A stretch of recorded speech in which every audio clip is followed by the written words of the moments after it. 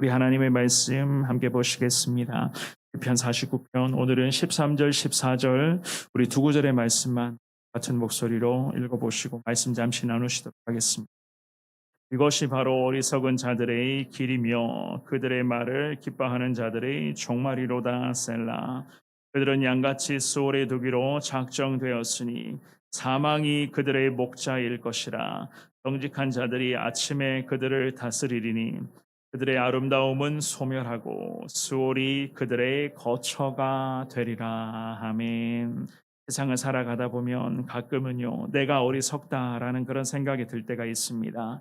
특별히 신앙생활을 하고 있는 내 자신을 때로는 바라볼 때에 참 하나님 앞에서 너무나 한심한 존재다라는 그런 생각 또한 할 때가 간혹 있을 것입니다. 때로는 왜 이렇게 답답한가? 왜 이렇게 가슴이 답답한가라는 그런 생각도 아마 해 보셨을 것 같은데요.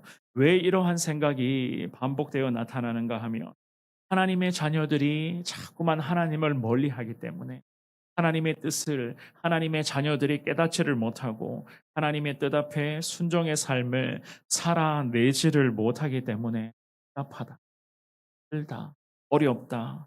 그러므로 내가 왜 이렇게 살아가는가라는 그런 생각들을 하게 되는 것입니다. 하나님의 말씀에 순종하지 못하고 오히려 하나님의 백성들이 자꾸만 세상에 기웃거리는 그런 모습들 때문에 스스로가 때로는 답답하고 한심하다라는 생각을 하는 것이 아니겠습니까?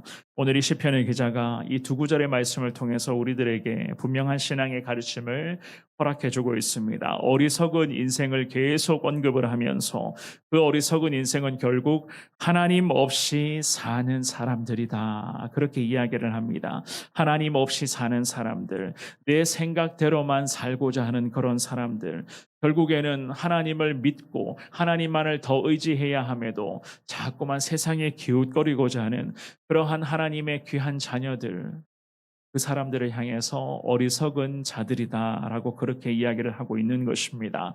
오늘 나누게 될 이 귀한 말씀들을 통해서 하나님 없이 사는 인생이 과연 어떠한 인생인가?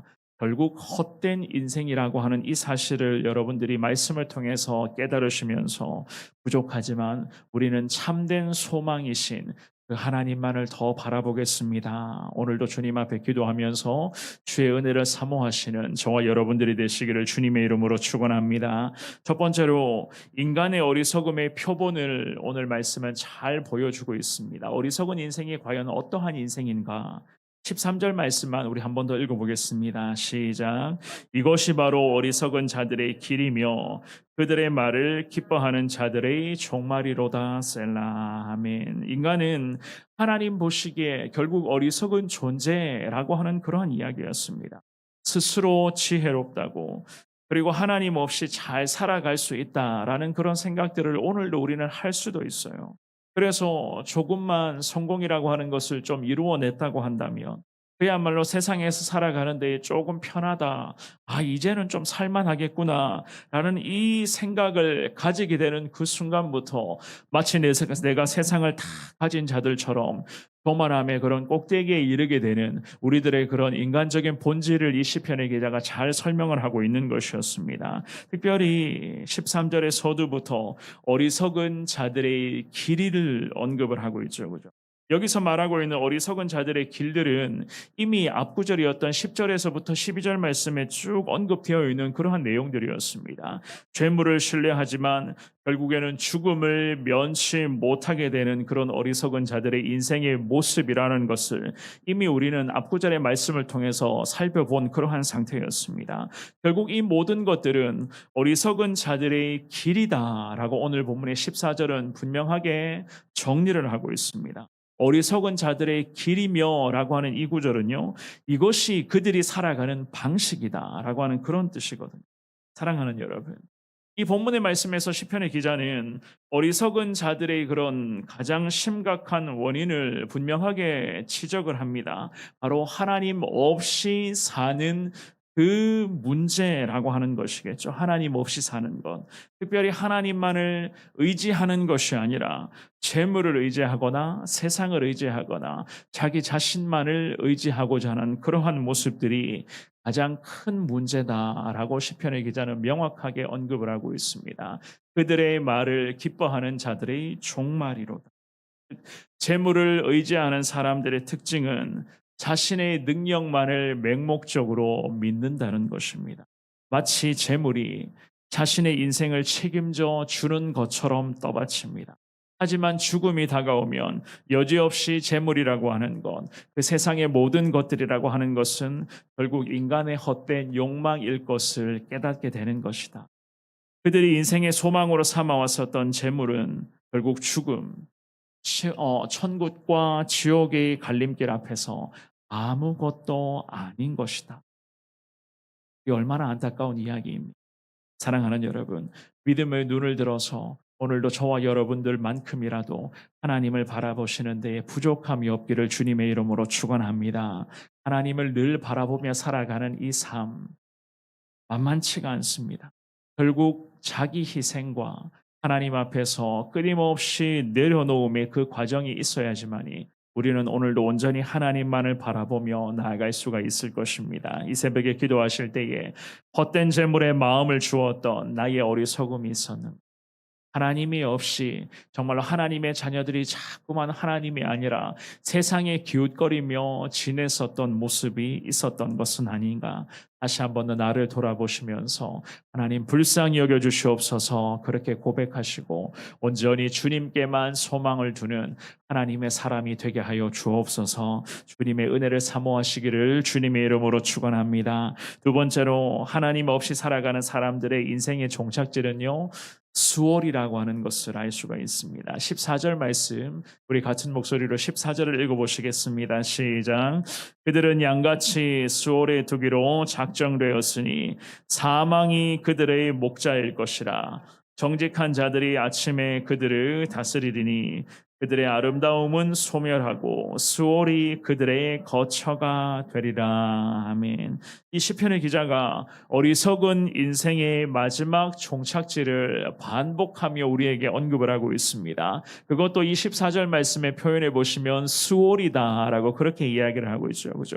곧 죽음이다. 그리고 지옥이다라고 하는 그러한 뜻입니다. 사망, 즉 어둠의 영이 어리석은 인생의 목자가 될 것이다. 무서운 이야기를 하고 있어요. 어둠의 영이 이 사탄 마귀가 그들의 목자가 될 것이다. 사망이라고 하는 것이 그 어리석은 자들의 인생을 이끌어가는 목자가 된다. 이 얼마나 무서운 이야기입니까? 사망이 그 인생을 어디로 끌고 가겠습니까? 결국 죽음이라고 하는 것, 저 수월이라고 하는 그 지옥의 길로 계속해서 어둠의 영은 그 어리석은 자들의 인생을 끌고 가는 거예요.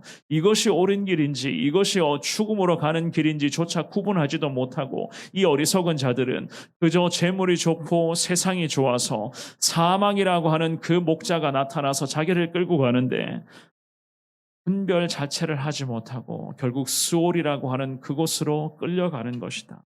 이 얼마나 안타까운 모습이겠습니까? 오늘 이 새벽에 저와 여러분들이 주님 앞에 기도하실 때에 과연 내 안에 하나님이 함께 하시는가?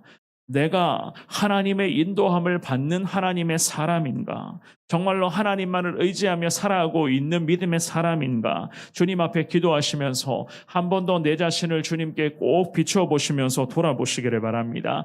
혹시라도 하나님의 인도하심을 받는 것이 아니라 오늘 본문의 14절의 말씀처럼 사망이라고 하는 것이 내 인생의 목자가 되어서 자꾸만 내 삶이 세상적으로 아니면은 하나님께서 싫어하시는 그 모습으로 살아가고 있었는 것은 아닌가?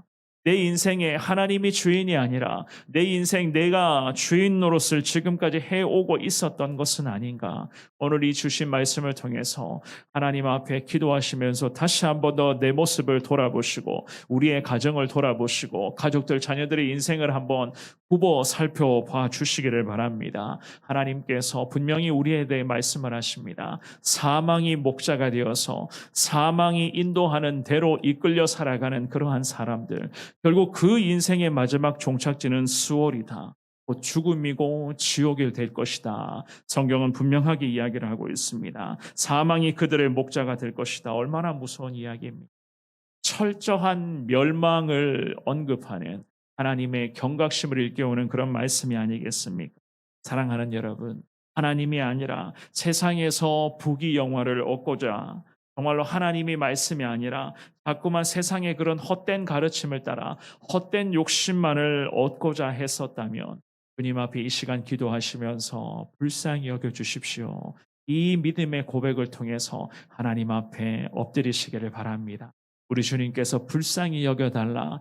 그 간절한 믿음의 고백에 하나님 이 새벽에 긍휼과 자비를 우리에게 다시 한 번 더 베풀어 주실 것이고, 그 십자가의 보혈이 우리 가운데 회복되어서 사망의 영에 이끌리는 인생이 아니라 이제는 진정한 우리의 목자 되신 예수님의 손에 이끌리는 받는 그러한 믿음의 길로 나아갈 수 있도록 하나님은 이 새벽에 우리의 기도를 통해서 큰 역사를 허락하여 주실 것을 믿습니다. 때로는 세상에서의 믿음 지킴에 살아가는 것이 정말로 곤혹스럽고 힘들고 고통스럽다 할지라도, 그럼에도 처절하게 이 믿음의 길로만 걸어갈 때에 하나님께서는 놀라운 생명의 구원을 우리에게 허락하여 주실 것이고, 언젠가는 저 천국에서 안전히 당도하여 그 천국에서 주님을 다시 배우는 것을 우리에게 분명히 은혜로 주님이 허락하여 주실 것을 믿습니다. 오늘 주신 말씀을 평생 가슴에 새기시면서 하나님께 늘 인도함 받는 우리의 삶이 되게 하여 주옵소서. 믿음으로 고백하시며 주의 은혜를 사모하시는 저와 여러분들, 오늘 하루의 복된 삶이 다 될 수 있기를 주님의 이름으로 축원합니다.